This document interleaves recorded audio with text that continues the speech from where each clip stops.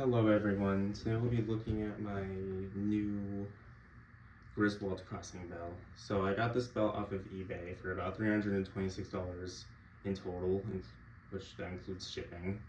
It was originally listed for $295, but I was able to get an offer from the owner for $275, so $20 cheaper. I think it was a good deal, and honestly, what bells in eBay aren't really expensive nowadays, so I think all in all, it was a good deal for this thing. So I said he tested it and it worked, so I figured it was worth getting. I also really been wanting a Griswold bell for a while, especially since over here in New England, they are, I think the nearest one to me is like Framingham, Massachusetts, on a CSX spur line, but it's like it's rarely ever used. It's only used for storage every few months. And aside from that, there really aren't many others that are closer to me. There are Rayco bells, but not many like true Griswold bells. These bells are mainly used on the West Coast, mainly by SP and ATSF. Loved using these, which is why California is one of the most common places to see them. They're used there. Crazy, of course.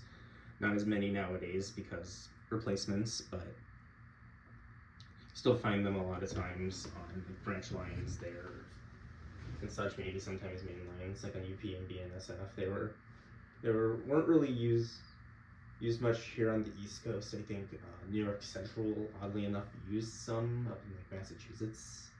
I think we also had the New Haven, New York Railroad might have also used a couple because they looked like they used a bit of Griswold, but not a lot. I'm not sure about one of the Seaboard railroads might have used it, but I'm not 100% sure on that. And of course, Canadian Pacific back then also used a lot of Griswold, so they used Griswold bells as well. I think CN might have also, but anyway, let's have a look at this bell. So of course, there's the front of the bell, but show you the back of it. Don't know if you can see the logo because like Griswold bells is curved out. You can see the entire name here. It did not come with a hex bolt for the door, so, but I don't think it needed it because if you can look right here, like it doesn't just plop down. It looks like the door itself is tight enough to really handle it, so I don't think it'll need one. But anyway, here's the inside of the bell and the hammer working here. Yep, sounds just like your typical Griswold bell.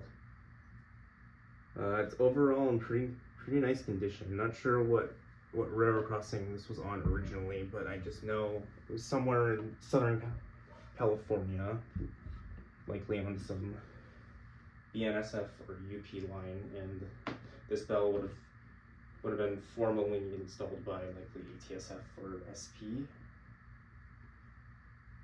more than likely. So you can also see the little wires here, which does actually still work. You could connect those in the ring, which would have been the original wires on the railroad crossing. I guess when they took it out, the wires came with it too. But yeah, other than all, this bell's still in pretty good condition. You can tell it's of course weathered, but that's what you expect from a bell that's been around for decades. These bells were made, I think it was either 1920s or 30s when they started, and they were made up until 1964 when they merged into Railroad Accessories Co. Griswold, Rayco.